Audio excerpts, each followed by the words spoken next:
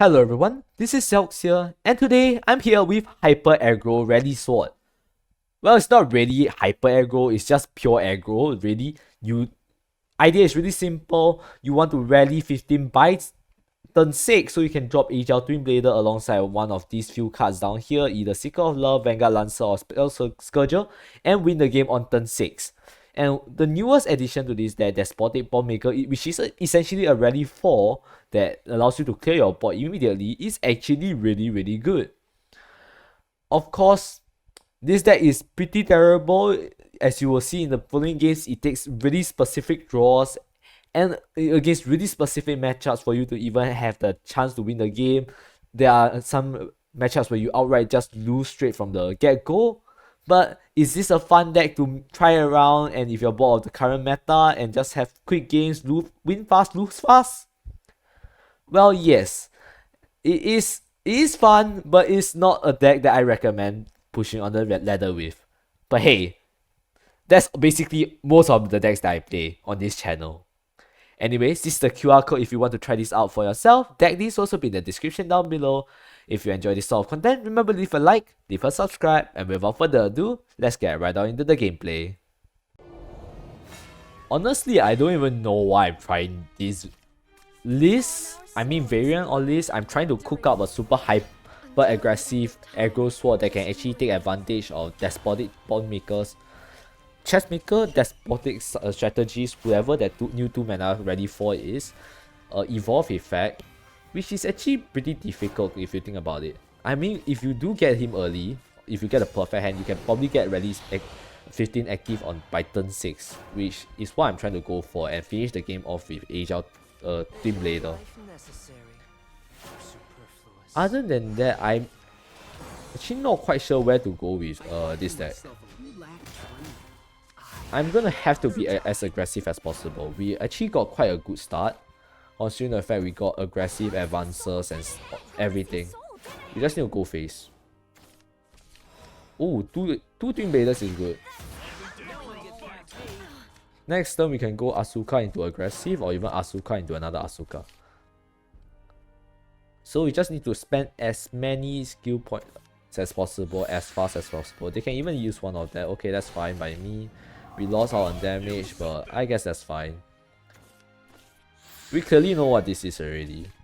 And we know that they don't have a lot of heal. So all we need to do is raise them.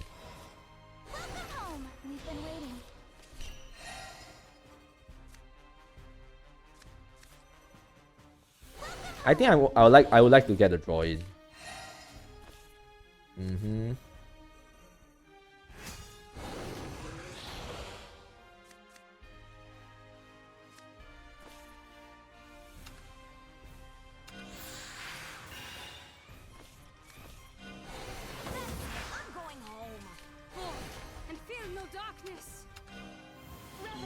As we said, we are a hyper aggro deck, so everything we just go face.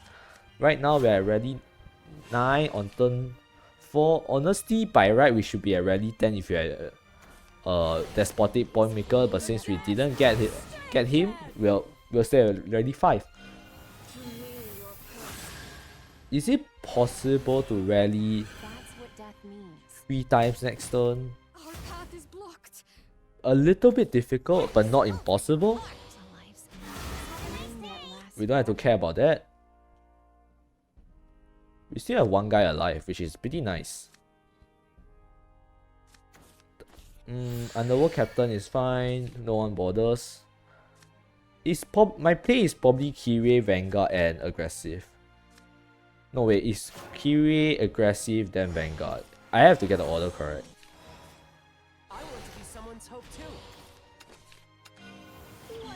Oh shit, that was not who I was planning to evolve. You know what? Then I'm fine with going for this play.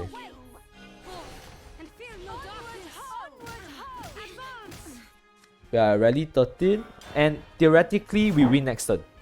Theoretically. You see, because this deck is really high rolly. If you win early. If you lose, you just lose. And right now he is within lethal range. Seeker of Love and Agile Twin Blader will just win us the game straight up. 2 heal isn't enough, they need more. And looks like our efforts paid off. With all our rushes and early aggression, I am able to get to an early OTK, even though that was actually really goddamn difficult. Sheesh. Not bad. If Mikael invokes, I cannot play Seeker of Love. I think buried 5 times. They haven't even done that. Yeah, it's fine. I won. And yes, that's one of the true powers of this deck. The fact that you can just rush down your opponent by being the most aggressive you have ever been. And is it a good way to play the game? I guess sure. Fights against the control decks pretty well. Too bad it's just not insanely good though. Or maybe not yet.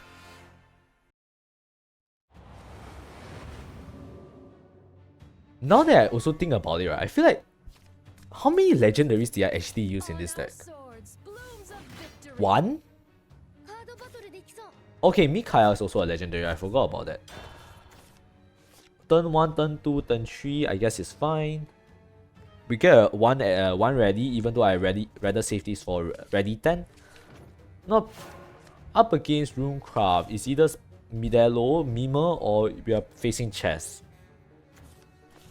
I don't have a horrendous matchup in chess, I will say that. It's not horrendous for me. I can fight against chess. It's not more of a question of how do I. It's not a question of if I can fight against them. It's more of a question like how do I actually fight against them. The way they play it right there made me think I'm facing spell boost instead, but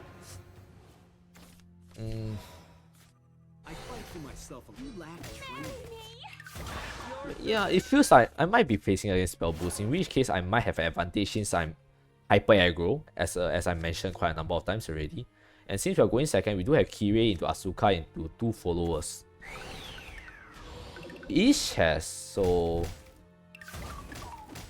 I mean, Despotic Pawnmaker.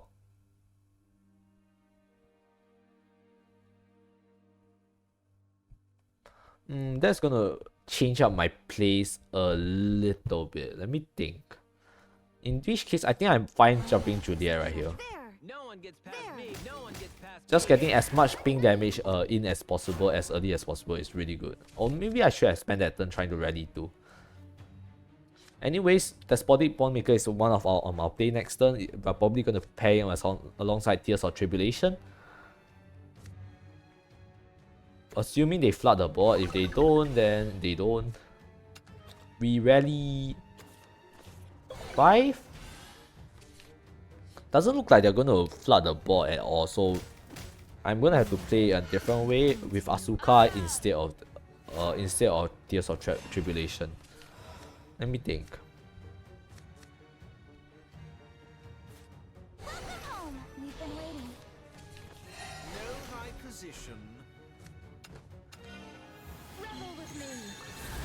We ready 5, so we're at 9 ready already. We don't invoke Mikael's, and he's honestly still have a pretty healthy life total, which I'm not quite happy with. I was hoping that he's going to be a little bit lower. My best play next turn might be something that goes Tears of Tribulation into aggressive advance. If not, I can go Kyrie. Who the hell runs? Hello? What year is this? I mean, okay, yeah, that was just introduced, but like, what?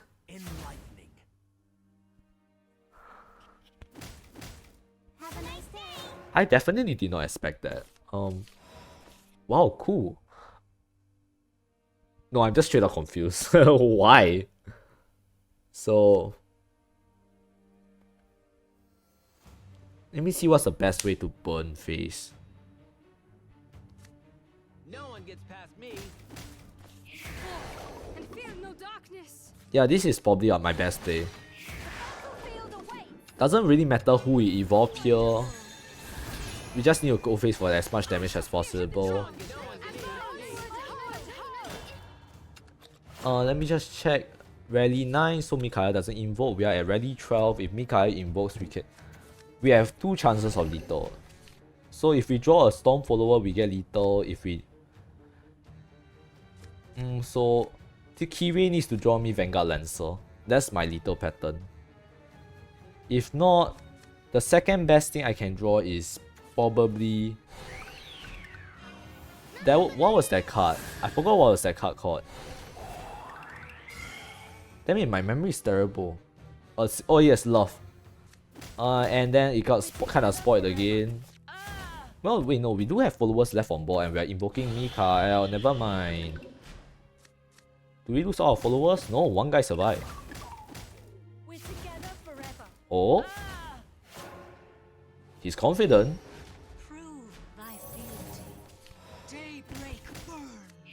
Well, he's confident that I can get through, but guess what? He's wrong. Oh well, no, he actually survives. Wow. Damn it, I should probably read my opponent's hit points. The heal was actually huge. Now he doesn't die. I need to find another way to win. He has 7 manas to win the game. King can win him the game here.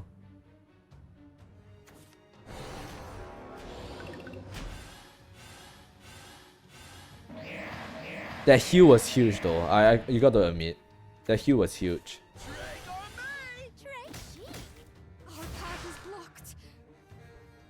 Okay, we knew Quick Blader's gonna die.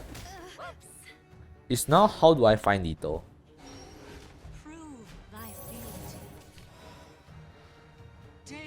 Okay.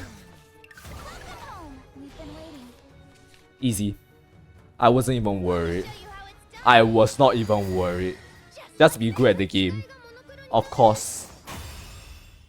Of course. Why didn't think of that earlier? Just be good.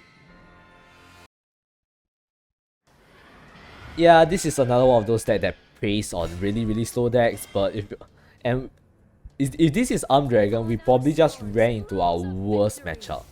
Alongside Heal Haven. Anything that heals, right, is probably bad for us. 1, 2, 3. Okay, not horrendous. We get positive traits with some of this. We also cycle, but I'm not too happy. I'm not too happy about our matchup. Especially since, right, immediately if they go into defense form, we lose immediately, like straight up. There's no other questions. We just lose.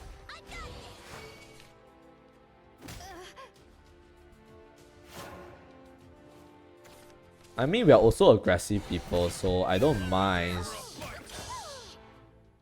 I don't mind just going face.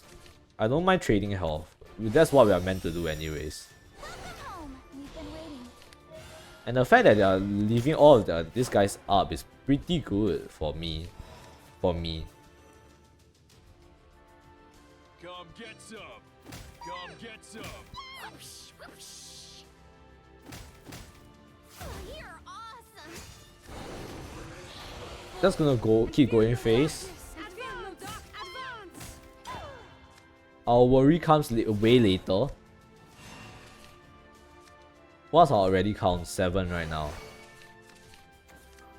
7. I don't think we can reach the rally 14 in time. But funny thing is there are actually only one arm follower has left play. They're also dying to go face, so.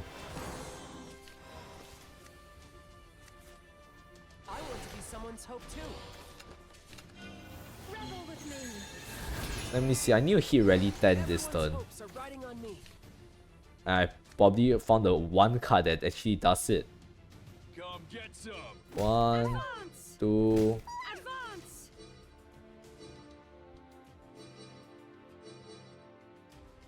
Let's see, they'll probably trade this, so I'll do it this way, and then we'll try to win next turn, I guess. He'll probably trade here and then go a Leviathan Dragon. If that's the case, and if he goes defense form, we lose. If he goes attack form, we have a or even blast form to try and kill us, we have a chance of winning the game. Which sucks. We had to rely on such a method.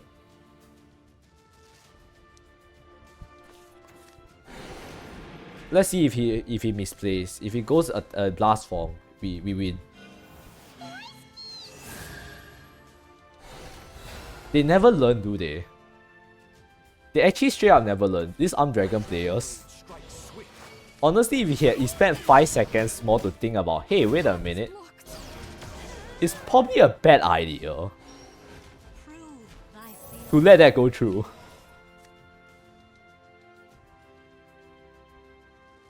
Let me check. I need to find Lito.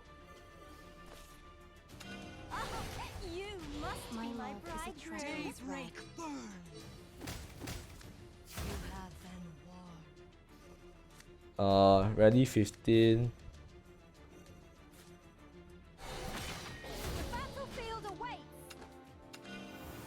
This is probably Lito, I'm gonna be honest.